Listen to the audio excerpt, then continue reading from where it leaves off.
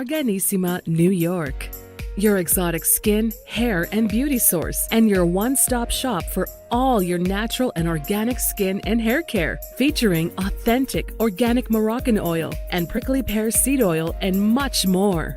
Bringing you only the best, straight from the source and proudly produced in the USA.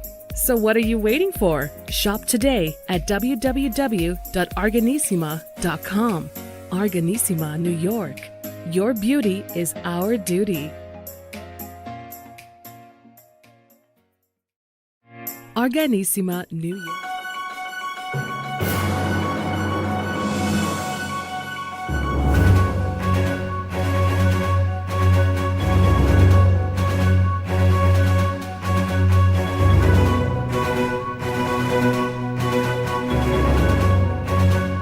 Folks, if you're joining us, this is Eric Age. You're watching the iHealth channel. This is our monthly live Q&A with Dr. Heim, world-renowned, definitely a psychiatrist that everybody needs to know about and get to learn from. And, great questions, great answers. So stay tuned. Here it comes.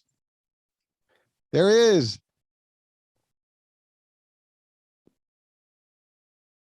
Hello, doctor. Hi, Hurricane. How are you? I'm doing terrific. How you been? It's been a month. Fantastic. It's been a fantastic month. Yes. How's yours been? Awesome. Can't complain. Just doing my thing here at the station, doing stuff at work. It's just having fun. That's it. That's good. That's good. One day at a time. We are actually live as the feed is, but this is the fun part about the show, and hopefully we're gonna have a few calls and we have a few questions. So I'm excited. Audiences are excited, and how things over the other side of the hemisphere. Hurricane, things are warming up here. And I mean that literally, because we're heading into summer and we're having some of those hot days that we all actually love. How are things where you are? It's the opposite. It's getting chilly, windy, rainy, you name it. So it's gloomy right there. Yeah, it's amazing, isn't it? I mean, I cannot always, I have to always ask that question. It's just like weird because it's the other side of the world. It's amazing, isn't it? We live in an amazing world, Hurricane. Absolutely amazing. And it is a beautiful world, and we want to keep it that way. We want to help people stay that way, happy, healthy, well, the whole works. That's right. Hey, listen, this is everybody's time to get the questions in. And I do have a few questions that came to us, and we can start with those while we expect a few other calls to come on. Are you ready? Let's go straight into it, Hurricane. I'm ready. Alrighty then. So I have a multiple question here from Jennifer. She's from Connecticut. And so this is going to be a little bit on the love side. So the first part of the question says, what is love and how does it work psychologically? Is there an actual psychological definition? That's the part one. We can do that, and then I can go to the next one, or we can just as the whole yeah. Okay, no, give me the whole question, Hurricane. I want to see where we're going here. Okay, perfect. So I'm assuming this is what led to that first part. So why some married folks stay in a relationship that is abusive, oppressive, unhealthy. A colleague is not happy in her marriage. Her husband is very protective and possessive. She can't do anything with him. She doesn't hang out. He calls her a lot at work, requests FaceTime. When he tells her when she, when we tell her to leave, when he tells her to leave, she says that she can't. He is good to her. She is not seeing him for what he is. And I think that's really what it is. I think she's talking about her friend who's got issues. Okay, yeah. Haven't we all got issues with love, Hurricane? And it's amazing because love is one of those things that we love talking about, we love to experience, and we'd love to get it right if we possibly can. But I suppose the bottom line answer to what is love, because that's the big question, is we do not fully understand love. However, we've got some ideas, and we've got some scientific ideas, we've got some psychological ideas, and we've got some social ideas. So I'm going to put sort of all of those together. From a scientific point of view, love serves survival. Our brain is there so that we can survive this harsh environment called life.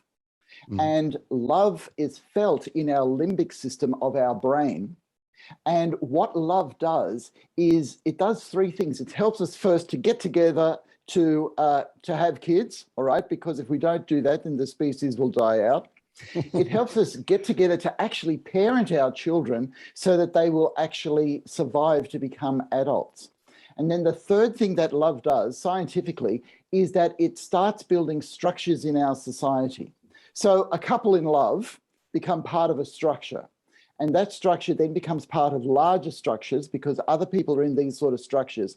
And the love between all of us in society helps us survive together.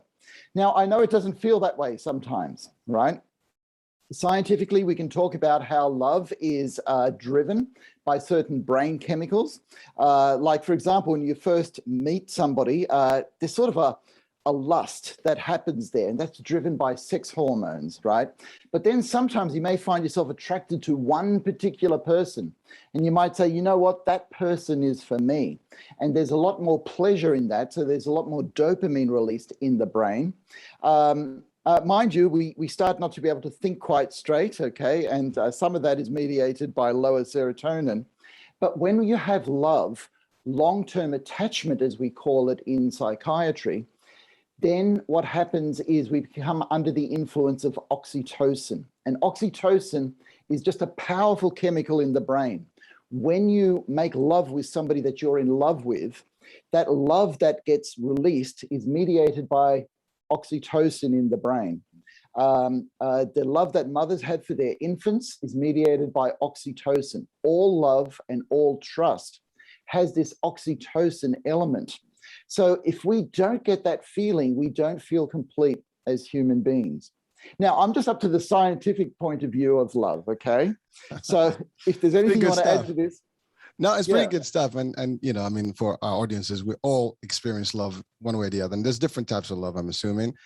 You know, there's love for a partner, family, kids, friends, world, nature. There's so many things. But I guess the word is just a term that can be many, many things. Oh, well, it can. And Hurricane, as you know, I've just written a book called The 7 Types of Love, where I talk about erotic love, friendship love, family love, love for strangers, love for mentors, and there's a few other loves that I haven't sort of talked about there. But, you know, Hurricane, we don't want to just survive in this world. We also want to thrive as individuals. So the psychological part of love is that, you know what, if I can make it together with somebody else, I become more than myself. I become part of a relationship that is not only a framework, but also an expression of something higher, something better, if you like.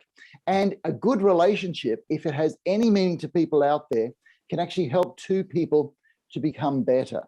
And socially, love is something that gets expressed through all of our relationships to a small degree. So in this huge thing called love that we don't understand fully, but we all enjoy immensely, and we all get wrong sometime, it's worth putting the effort to try to get it right. Because if you can, it feels absolutely amazing. And I would concur to that. Yeah. I mean, listen, you experience it with your spouse, you experience it with your family, you experience it with your parents and your kids, you know, with your friends, you know, even with live and everybody else. I mean, it's just amazing. But again, I think that sometimes it comes with challenges. And in our case here in this particular question, I think it led to, you know, well, the source of the question was really the experience of the friend of our guest here. So and Jennifer was talking about her friend, you know, and why do some people remain in abusive relationships? Yes. Now, problems in a relationship does not mean that the relationship is abusive, because in love, and your experience is, Hurricane, we all have to be able to tolerate, accept, and even forgive each other's faults. Otherwise, a relationship just won't go forward. But how far do you take that? When does it become abusive? Well, for that, we've got the law. And the law basically says you start hitting another person, right? That is abusive. And there are other forms of abuse, sexual abuse, psychological abuse, financial and emotional abuse. But love is so complex. And I work in my office with a lot of people that have stayed in abusive relationships because the love instinct in us is so strong, Hurricane, that we want something to work. And even in an abusive relationship, there is actually love, right? But too many things go wrong. And when they can't be sorted through, when a person becomes endangered rather than accepted and actually encouraged, then in those situations, it's actually better for everybody that the relationship ends. However, we all need to work on our relationships to get that feeling of love flowing, because it isn't easy. Well, true, doctor. And again, just from gathering from the question and just in general, I think the problem, and I've seen this actually happen in my not personal life, but around me. So I've seen those types of relationships, and I can tell you, it is, as you said, it's still love. The problem is one party has excessive love, and I guess one has maybe less, and that's not met in the middle. And I think that's what pushes. And when someone sees that they're not getting exactly the same amount or equal, balance here, they just start to, I guess, to just try to find other ways to prove themselves, or at least, hold that person with them. And I think that's the problem. Yeah, most definitely. What I'm going to do is put names to some of the things that you've been saying there, because love is something that we experience in the brain as a strong force that goes outwards as an attraction towards somebody else, okay? But to have a good relationship, we need an equal power balance, right? If somebody is elevating themselves in power, and people normally do that out of fear, by the way, right? Then the other person is going to get suppressed. And that's an awful situation. So to balance the passion of love, which is that strong attractiveness that we have, and I'm talking about a personal relationship, there has to be respect love. And respect love is sort of being able to say, I want to be with you, but I see that you are a separate person that has your separate needs. And I am here to fulfill those needs, just as I want my needs fulfilled by you. And so passion needs to be balanced by respect. Because if you're in a two-person relationship, your job is to love that person the way that they need to be loved. Now, their job is to love you the way that you need to be loved, all right? That's what makes it really meet halfway. Well, yeah.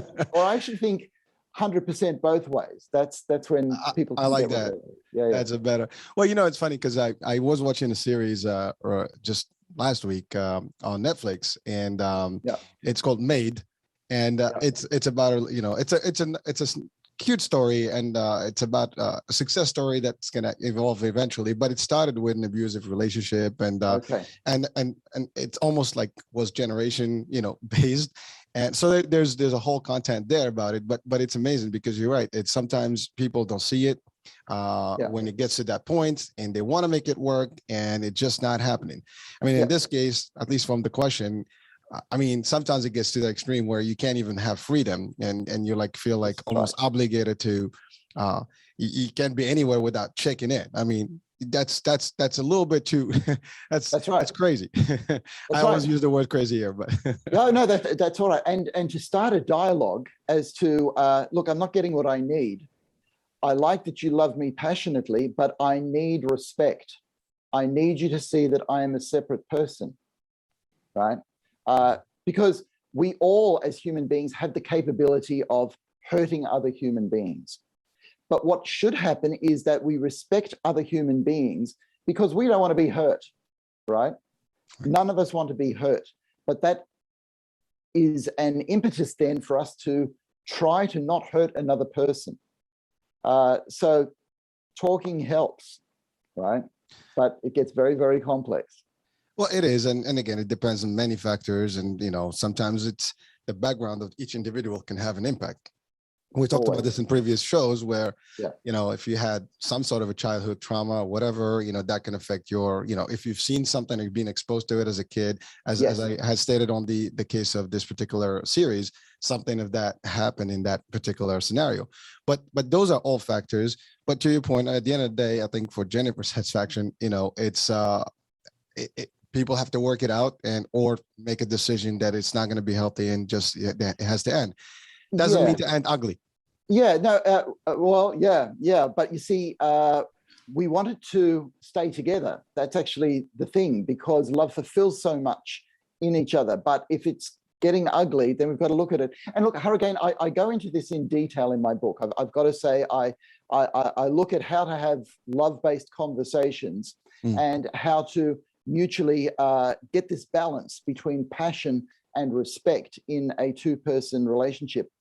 But I just want to talk about something that you brought up, how we get influenced by what has happened in our childhood, okay?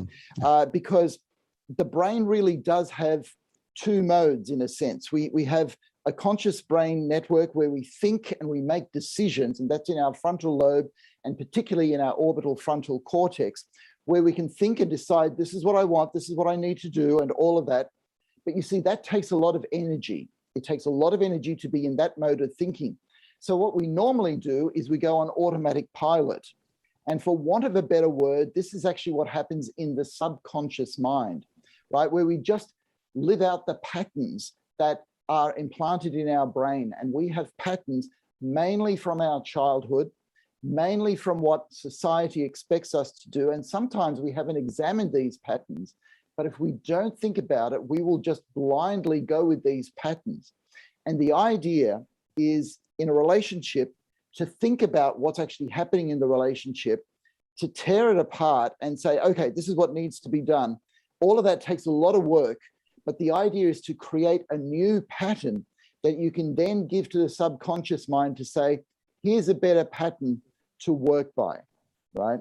And that's a truckload of work, Hurricane. I don't want to say that's easy, but that's basically what happens in couples therapy. We look for a new, better pattern for us to work on when we're on automatic pilot. Otherwise, we'll just reproduce some of the abuse that happened in childhood.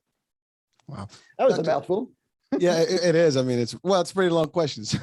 Yeah. But I have just the book that's available, I'm assuming, for people to acquire if they need, Yeah, that's you can get that through our website. You can get that through Amazon. I believe there's an audiobook a lot on there. I'm into audiobooks these days. Okay, I just love being read to by people, and this one's by my spouse, who has a wonderful voice, and it's a good way to look at the book. But yeah, we get to some of these big things. We have a call. Hold on. Hello. You. Hello. Yeah, hold on one second. We got some feedback here. Okay. Hello. Hurricane H. Hi. Welcome to the show. Who do I have here? You have Scott and Pia. Well, hello, Hi. Scott. Hello, Pia. How are you? And you have Hurricane H. And if you're watching, you're with Dr. Heim live.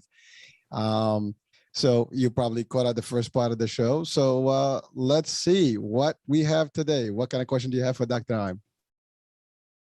Well, we were mostly calling in because we just wanted to speak about the relationship between OCD and anxiety, particularly pertaining to teenagers, and how we can help them cope with that.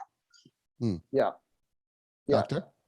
Peter, that's a wonderful question. Thank you very much. So younger people are getting a lot more anxious these days. In fact, there's a leading researcher by the name of Jean Twenge, who's basically calling this the age of anxiety.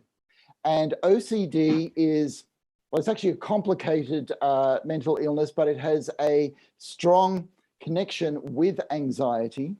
And it's got to do with control issues. The thing about today's society, particularly for younger people, is there's so much uncertainty, there's so much change, there's so much choice that this makes people anxious. What makes us all actually relaxed is familiarity. The brain loves familiarity. That's how we get our serotonin boosts, all right? By feeling familiar, by being with people that are familiar, by being in a familiar environment. And look, our present day society has gone through so much change that this familiarity is lacking. Plus, screen technologies also mean that we're getting new information, new ideas, new images all the time. So that's kind of the cause. So the way to help people with anxiety and OCD, firstly, is if it's severe, you may need to get professional help. So sorry, Scott and Peter, I just got to sort of always say something like that. But the other thing is to have familiarity, rhythm and routine. And if you can start off just with something like a meal that everybody has at night, or some sort of weekend activity that everybody does, or the Saturday morning where the whole household is just chill, that starts to bring familiarity and routine. Does that speak to your situation at all, Peter? Yes, it does actually. It was kind of like a second part question. So this stems from a situation where our son was diagnosed with pandas when he was 5 years old. Yeah. And we kind of went through the motions for about a year and a half or so. This was about 11 years ago. So I believe everything was a little bit different then. I believe there's treatments for it now. I also believe that it's been the term's been changed to PANS now. Yeah. So we had an issue where he was treated for about a year and a half and everything went great. And then once the teen years approached, we noticed, I guess, with the shift in hormones that everything just came back all at once. He started to develop tics. Yeah. Again, a lot of the stuff we went through that kind of ended around the age of 8 kind of came back at like 13 into 14.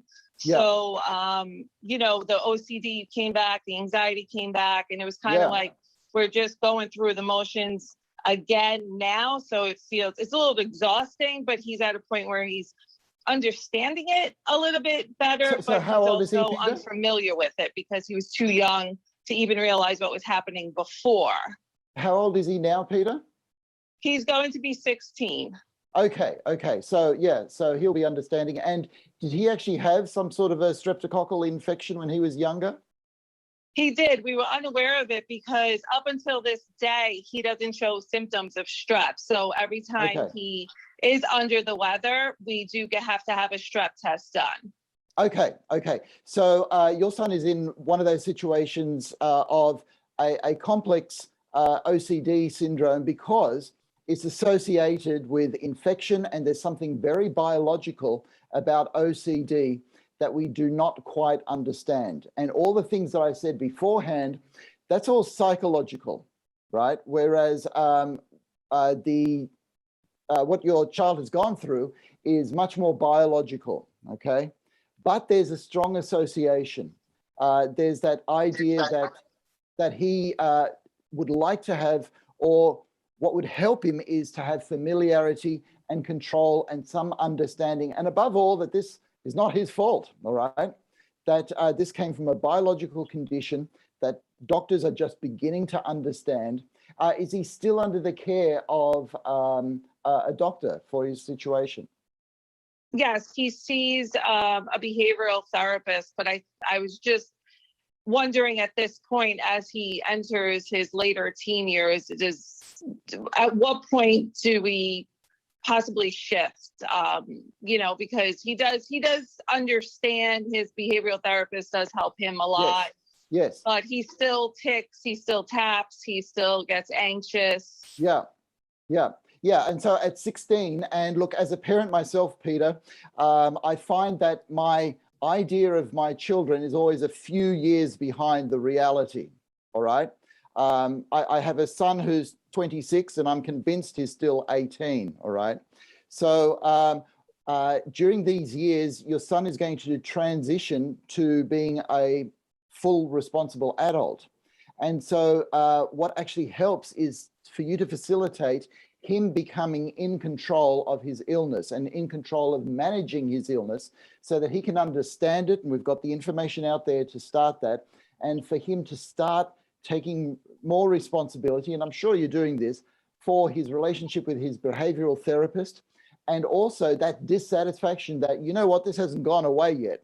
And that's a horrible feeling for him to sort of drive, son, do you want to go see a doctor again? Is it time for us to see another psychiatrist? Is it time to sort of look at those sort of things so that he feels more in control of himself? Because this is something he's been battling with for almost 10 years now. Correct. this is what I was just wondering, like, when do we cross that line, as we're watching him basically become a man, and he's still going through the motions, and you know, he's understanding of what's happening. It's just, you know, I guess he just kind of wants it to go away just as much as we all do. But at this point, I think it's kind of sticking around with him for a while. Yeah. So something that helps is to give the illness a name. You could call it something like panda. All right, is panda bothering you at the moment? All right, so that it separates it from him, so that he sees that it's not his fault. But what's going to happen in 2 years' time, when he's 18, healthcare professionals are going to start dealing with him exclusively and almost cut you out of the loop. Now, you never stop being a parent. I understand that. But for him to get the feeling that he's not to blame, but it's his responsibility to have his emotional needs and his medical needs met in the way that he needs to, while you're still on his side. That's a transition for the next 2 years. Right, and that's understandable, and I'm totally okay with that. And I even told him that even now, we're lucky with the therapist he has. She's within walking distance of our house. She's accessible 24/7 to him. It's just, I think we're at a really funny little space right now, because he is getting older. He is doing everything he's being told to do, but yet he's still dealing with the effects of the pandas. You know, he was diagnosed with symmetrical OCD, which was good. So he had an actual diagnosis. But, you know. Okay, and just for people listening, pandas is a situation where things like OCD and tics is associated with infections. So it's very biological. It's not just anxiety based, all right? So what I would suggest at this stage, Peter, is that you have almost weekly meetings with him where you basically say, okay, how can we help manage this? All right, what do you need? So it becomes like a project, and it becomes something outside of him, so that he feels he's got dialogue, because your role is always going to be mother and father. You're always going to have that role in his life. But as the project gets put into his lap, you've just got to facilitate that so he feels in control and getting his medical and emotional needs met. Correct. Yeah. All right. So a weekly meeting is actually a good idea, right? Just so that he can feel that he can say whatever he needs, and he knows that you will listen, and you'll need to say a few things too, knowing that he will listen as well, you know? And that way you're on the same side of the project, all right? You're on the same side, helping each other overcome a common problem. Okay, yeah, thank you so much. That is really helpful. And I think it's great for me to take that back to him. It's great to have another perspective. Like I said, I feel like, you know, there's a fine line now as he's getting older, you know, where he's going to have to make some decisions as well as us. Peter, thanks very much for your question, and all the best, and always keep in contact with a therapist and a doctor if you need it. Great. Thank you so much for your time. Okay. Thanks, Peter. Thanks, Scott. Thank you so much. Have a great evening. Thank you, guys. Bye now. Take it easy. Bye-bye.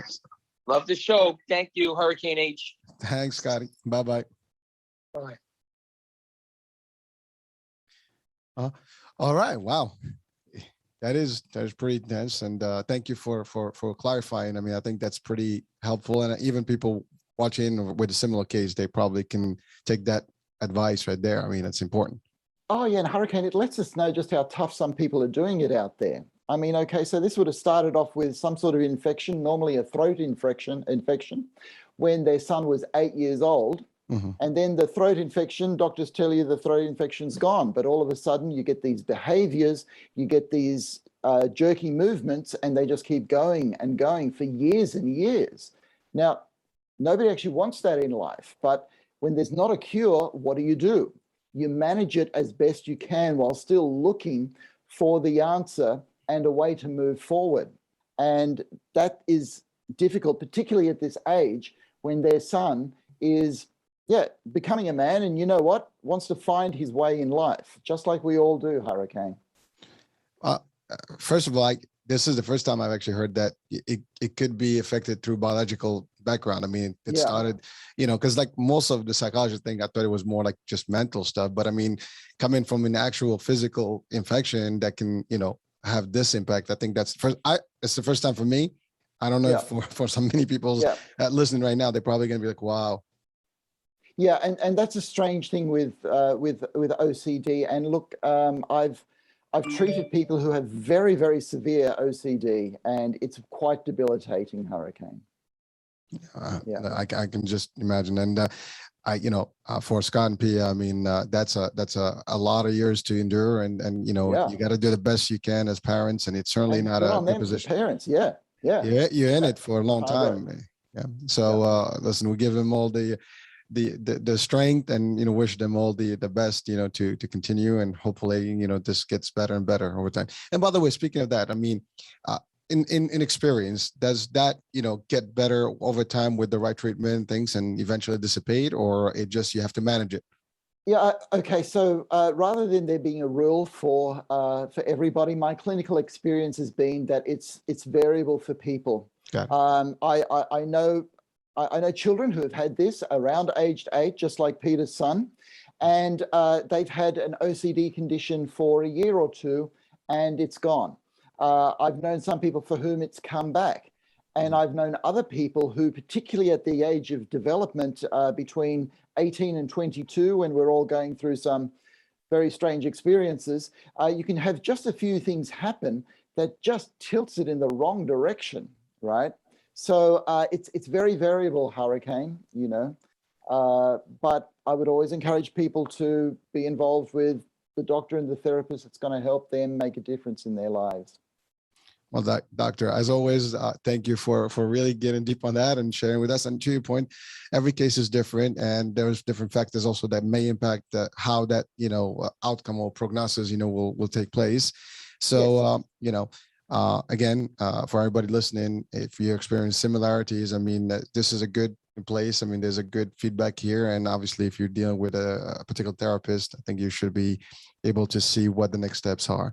So that, I'm sorry, you wanted to say something, Doctor? No, I just want to use OCD as an example of, there seems to be a lot of debate in people's minds. Should we go psychotherapy or should we go medication? And again, it's not an either or question, because OCD is a situation in which the illness responds beautifully to a lot of our medications. Okay, so I have treated some people who have had horrible obsessions and compulsions, and one medication has just turned their lives around. But that's not the case for everybody. For somebody else, it may be you need to look at a psychological intervention, change behaviors, think about what's happening and what you're feeling and how you act in certain situations, and that can help. So a lot of these debates in the public become either or, but mental illness isn't an either or debate. It really is very individual. And so trying to find one size to fit everybody is just not going to work. Agreed. And I definitely.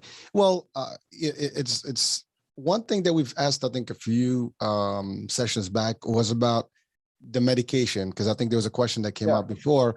People sometimes are afraid of getting into the medication process, and how addictive it can be. I think sometimes that's something that people have to also consider, right? And in this case, there might be a need for it, and sometimes you don't have no choice if you really want to get better. And you just give an example where it does help and turns things around. So okay, so let me talk about that word addictive, all right? Because whenever we hear that word addictive, it's sort of like it's all bad and we should stay away from it, right? The most addictive substances we have at the moment are cigarette smoking, crack cocaine, heroin, and amphetamines. Okay, they're highly addictive. More addictive than medications is actually the internet technology. All right, all the little beeps that we get from our iPhones. Okay, from the screen, that is highly addictive. But you don't see people afraid of it, all right? People still sort of want to have that in their lives, so they will manage that. Less addictive is actually the medications that we use in psychiatry. So the medications that we use, particularly for anxiety and depression, on the level of addictive, we look at smoking and crack cocaine and amphetamines and even the internet as a lot more addictive than something like our medications, all right? So, you know, I won't say that not all addictions are bad, but we have this moral panic when it comes to medications. Now, I've got to contradict what I just said there, because we are going through an opioid crisis. Opioids, unfortunately, are addictive because they work, because they can actually get you out of pain, but that then diminishes in effectiveness over time, and you can end up in a situation where you're on a medication that is dangerous for your life. And that is very difficult. We have to start moving through all of that and finding some ways forward.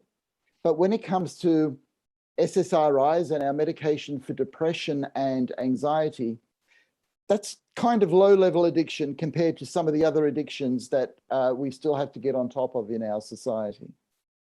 Doctor, I love that comparison, and putting it in perspective is important, because to your point, we all think, oh my God, it's bad, right? But you're right, there are much different addictions in this world, and some are seriously worse. And, you know, and it's all about how to manage it and the frequency. And, you know, I think that the most fear that people would have is like, can I be weeded out of it? Can I literally be eventually out of this medication? Yeah. Is this going to be a lifetime thing? I think that's really the main concern. Yes, it is. Yes, it is. And so just on that, and if we talk about anxiety and depression, taking a medication is always risks versus benefits, right?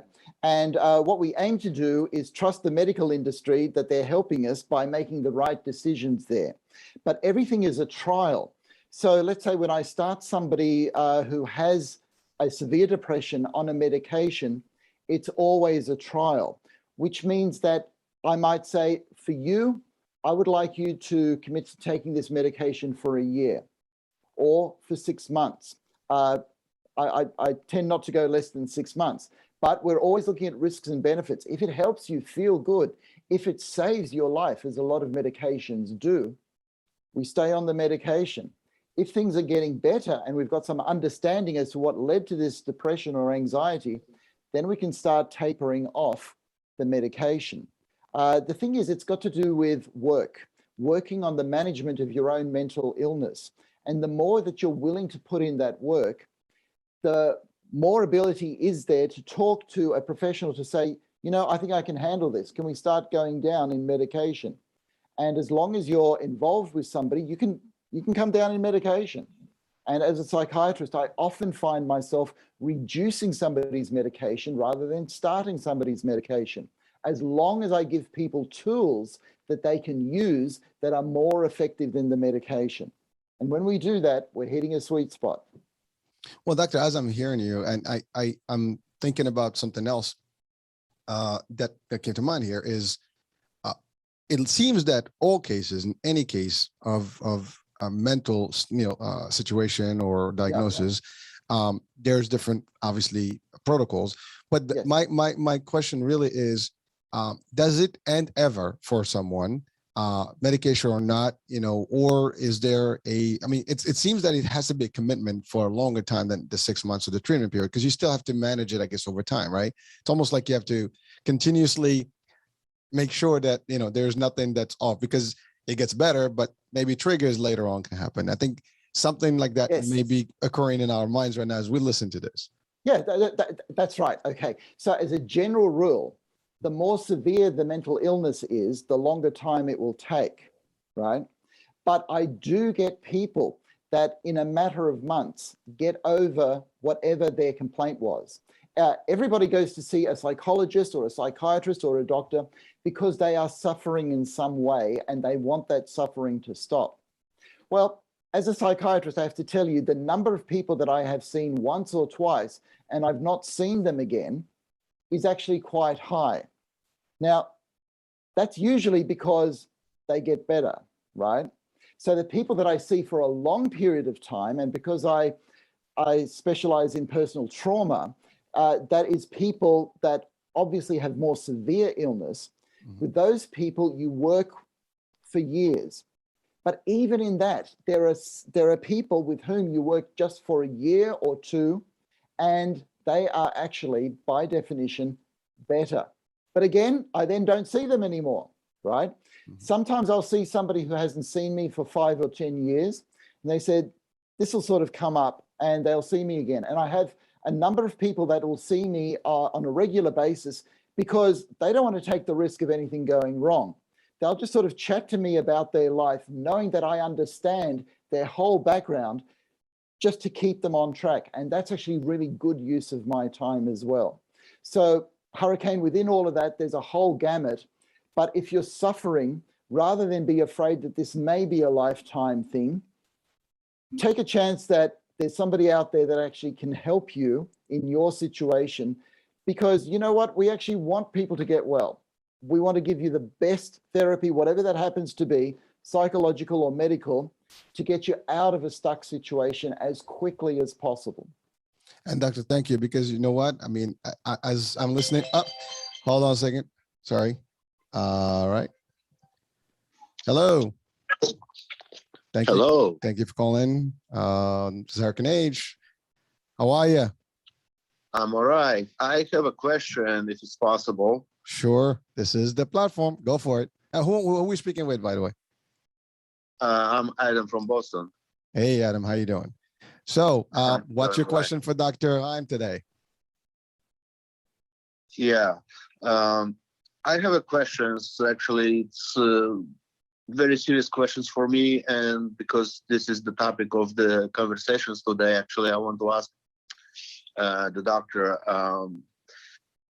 what I can do when I'm flying, because when I'm flying, I'm very scared and I want to get over of it. So what is the options, how we can handle this, and maybe any treatment so I can get it? Okay. So if I get the question, Doctor, you got the question, right? Yeah, Okay. yeah. So Adam from Boston, as far as I can understand your situation, Adam, is you have a fear of flying and you want to get over that fear of flying. Yeah. Okay. So Yeah. So the good news is that is something that responds very, very well to a psychological intervention. Okay. So Adam, I would encourage you to find a psychologist who can hear what contributed to your fear of flying and can put together a treatment plan for you that will get you over your fear of flying. Now, that would take about an hour for a psychologist to hear you, get to know you, and then find a treatment plan just for you. But Adam, I got to let you know that you've touched upon something that I used to have and my brother used to have, because when we were teenagers, we had a really dangerous flying trip and we both ended up with a fear of flying. And my brother actually got over it by doing a flying course, a fear of flying course with our airline, Qantas. And they end up showing how safe the airlines are, take you for a flight and work with you. And he is over his fear of flying. Whereas I use what's called a CBT technique, where they look at your thinking around the fear of flying. And what actually helped me was finding out that there is more chance of being kicked to death by a donkey than dying in a plane accident, right? So Adam, quite seriously, all that I do is before I get on a plane, I look around and see if I can see a donkey. And if I don't see a donkey, then I tell myself, this flight's going to be pretty good. Now, neither of those may work for you, Adam, and I'm not making fun of your fear of flying. This is seriously what happened to me and my brother, right? But what I do want to let you know is you do have hope. You will most likely get better, depending on the cause of your fear of flying and the psychologist that you work with. You should be able to come up with a psychological process that will take you maybe 3 to 6 months. And if you're able to work on it, I would be very confident that we should be able to get through your fear of flying. So go for it, Adam. Does that help you at all? Okay, all right. But in the meantime, for example, if I have to fly in the near future, and does exist any short treatment or maybe any some medications which can put down all of this stress during the flight? Okay, yes, there does. There does exist medication that can help you, but I would encourage you to understand what you're going through and find psychological techniques, because what happens is the medications will work in the short term, but in the long term, you want to feel empowered as a person that understands what's going on in your mind and that can says, you know what, I'm on top of this and I feel good. You feel a bit like Arnold Schwarzenegger in The Terminator, all right? You start to feel I can conquer a few things in life. So in the short term, if you've got to take some flights, then your doctor may be able to help you with that.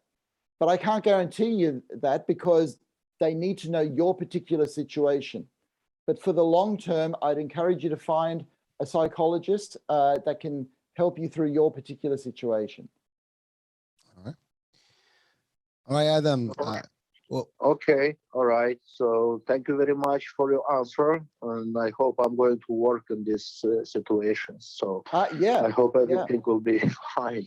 And yeah, it will. And if you're able to put in the effort and practice whatever they tell you to, these are scientifically validated techniques. They work for me, and it's not as simple as just looking for a donkey. All right, it's a lot more. There's a lot more behind that. But that would take me a couple of hours to take you through that. But a psychologist can do that for you, Adam, all right? And it's worthwhile. You will feel like a better person at the end of that process. And I wish you all the best with it, okay? Yes, absolutely. Absolutely. Thank you, doctor. Thank you for your advice and for your explanations. Thank you very much. Okay, all the best. Take care. Thank you, Adam. Thank you for calling. Bye now. Yeah, Thank you. Bye. And Hurricane, you encourage people like Adam to call us up in 6 months' time and let us know how they went. Oh, well, Adam, you hear the doctor. Call us back again in a couple of months and let's see how, after the next flight, if things are going to be good. Yeah, absolutely. Absolutely. Okay, I'll be in touch. Thank you, Adam. Have a good night. Thank you. Thank you. Bye-bye. Bye-bye. All right, doctors. So actually, I wanted to just jump on that one quickly because it's amazing. I think a lot of people, have that fear somehow. And I didn't have that fear for a long time. I was like always comfortable. I flew a lot of times all over the world. But, more recently, I personally started like, almost having an anxiety before I got on the plane. And I know it's probably the safest, transportation means that existed. Yes, safer than being in a car or anything. I love to cruise. There's probably a good chance just as bad in a cruise, That's right. You're in the middle of the ocean. So I actually got over it somehow. I mean, I do kind of almost like have anticipation, but then I just think about it and like, you know what? Listen, I'm one of millions flying today. I mean, literally millions all over the world. We do hear about accidents and, but that can happen anywhere. You can walk out of the steps and fall. I mean, I was on my skateboard and I fell. So, it's crazy. It's actually very interesting. And I'm glad that you said that most people do have a fear of flying, because that's actually true. And people don't want to admit it because they think they're the only ones that have a fear. But all of life is actually this balance between thinking and feeling. And you need to have a balance, because if we let our feelings get in control, then fear can just sort of take over. And what helped me was to get my thinking self to sort of know all these things, not only about the donkey, but if you look at the statistics of air safety, I think it was in the mid-90s that it became all of a sudden so safe that there were half the amount of accidents and fatalities. It's amazingly safe. But here's the thing, just knowing the statistics is not enough, because we are not just thinking people, we are feeling people as well. And that's what makes for a good experience of life. We like those feelings, but to get in there and understand our feelings takes a bit of work. And psychologists in particular are skilled at being able to give us a vocabulary to think about our feelings. So we get that balance between thinking and feeling. And that can give you a winning combination for your brain. Thank you, Doc. By the way, I'm going to share this. I mean, this happened to me. Yeah. You probably remember the Concorde flight in Paris that that had a crash. I actually flew that same week to Paris right after that, and it was still in the news. We were reading about it, watching it in the news, and I was still in the air. And it took some determination, you know what? And while in the air, you just have to ignore the idea, you're good. And what I started doing personally is to read a little bit about flight. And I enjoy it. I watch documentaries and stuff. And the more I did that, the more I learned that actually planes want to fly. They can glide for hours even, I mean, unless there is a catastrophic, something that's bad happening, they have a lot of training to actually manage that. Now, of course, accidents can happen, but if we think about that, this is how I look at things personally. If I think about that all the time, I cannot live my life. Yes. So I have to enjoy my life and hope that everything's going to be always peachy. But like I said, I can get in my car, and I've seen myself, missing accidents on the road more than I can count on my hands right now. Yeah. And so it's just, and I've had actually some rough flights. I mean, I remember a flight coming from Turkey. It was almost 11 hours in turbulence. I mean, it was nonstop, and it didn't help that the captain of the plane was actually saying, "Well, we've tried up, we've tried down, we've slowed down the plane. All the other aircrafts are on the same path, and there's nothing we can do." It was just a big storm, and believe me, it was 10 hours of literally just like moving. It was not fun. Yeah, so it happens, and but I don't think that I can still do it. I would do once I get in, it's done. I just put my music, watch my movie, walk about, eat, and that's it. So I mean, there are ways to deal with it personally, but you're right. I mean, if you can't figure it out, you have to seek the assistance and the help to get you better. Because I mean, it is the fastest way to travel. It is. And as you mentioned, Hurricane, living life takes a bit of trust every moment, because something can go wrong every moment. And trust in the brain is mediated by oxytocin. And that's the same thing that mediates love. So we get back to what Jennifer was talking about in the very first question. What is love?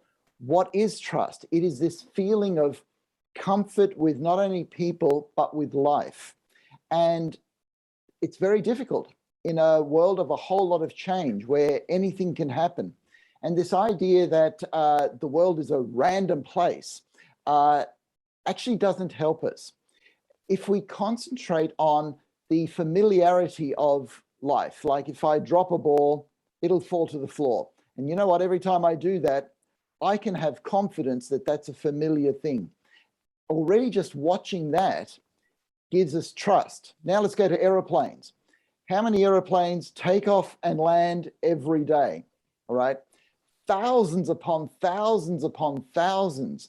And that familiarity of an airplane going up and going down safely so many times in so many countries over the whole world can give us a bit of trust. And that trust in life is connected somehow to the love that we have for each other as people in the brain. I have to love the way you did that. I mean, we started with the show with love, and you were connected. That's awesome. I mean, hey, what do I expect, right? You're good at what you do. So. I enjoyed a lot, Hurricane, too. I know. Well, listen, I mean, it's amazing because you had that, for example, in the case of the fear, you had that when you were younger, and being who you are today.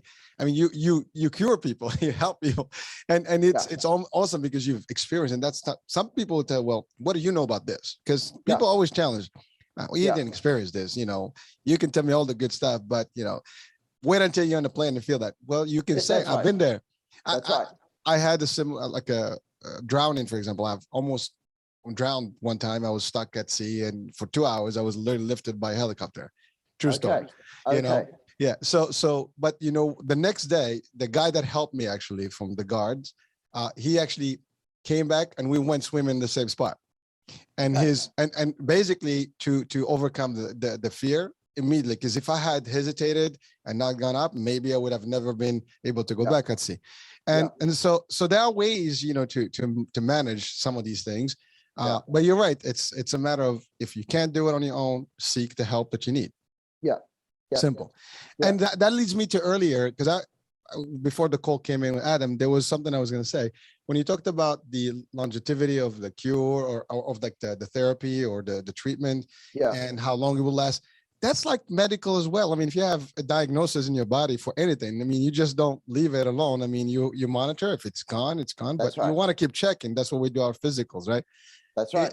Once you identify there's an issue, I mean, it happened once, it could happen again. So you have to monitor and remove yourself from anything that can trigger that diagnosis again. Yes. So, you know. Yeah. And sometimes we talk about all the bad news that is out there. Mm-hmm. And the studies actually show that in mental illness, we now have such good treatment that you can actually go and expect to get better. Just like if you break a bone, you have an operation, it will get better. Just like if you have high blood pressure, somebody gives you a medication, it will get better. Like the rest of medicine, psychiatry is advancing. So you can actually expect to do well. And sometimes it sounds like doom and gloom out there, but most people actually get better. And that's exactly what we want. Is we want everybody to be better, happy, living well, and that's really the ultimate goal. And again, you're contributing to that, because I think just for a show like this, people are listening to some advice that they can apply, and at least guidance for how they can deal with some situations. And I mean, I want to thank also the folks that are calling in and sending their questions, because while they're individual questions, I think they'll apply to many more people that have similar experiences. Yes. And so we've had somebody like Adam from Boston, and I am saying that anybody in Adam's situation can expect to get better, okay? Because there are good treatments out there. And it's not just medication, because medication only works in the short term, but it's in psychological techniques where you understand your thinking and your feeling, and you actually become a better person. You get better at managing your own emotions.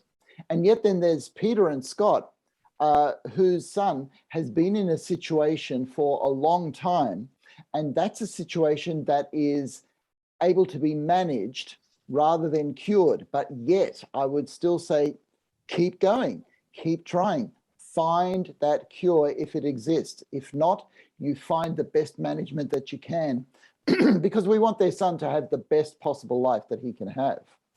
Yes, sir. And we wish them the best. And definitely, again, the invitation is open to call back in a couple months or whatever, and just to keep us posted on the outcome and how things are progressing. That would be great. And again, thank you, Adam. Thank you, Scott, Pia, for calling in and sharing. Again, sometimes these are personal things, and I have to give people, credit for the courage to actually come on and ask, because it takes courage. A lot of you and I, we had this discussion originally where, not everybody is willing to actually ask a psychiatrist. That's right. It's amazing, but we have this platform. You don't even have to say your name, just send us your information. And as a matter of fact, you can send your emails to hurricaneH@ihealthradiousa.com, and I'll collect those. And then this is a recurring show every month, so the last Friday of the month at 9 p.m. Eastern time, and I guess 11 in Australia That's right.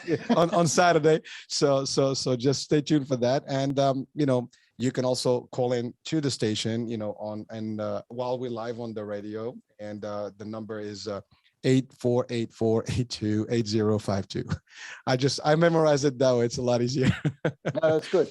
Good. But so doctor, we're at the top of the hour here. So I want to thank you for being with us. And, as always, thank you for all the advice and guidance here. And folks, thank you for watching, tuning in, and for basically participating as well, for those folks that called and sent their questions. And we will be seeing you, talking to you at the next time with Dr. Heim, which is basically Climb to Your Prime with Dr. Heim. Fantastic. So that will be I guess November, the last Friday of November, I would say. So stay tuned for that, and that's it. Bye now. We'll talk soon. Bye, Hurricane. I'll see you next month. Thank you, doctor. Bye-bye now. Take care. Bye bye. Bye.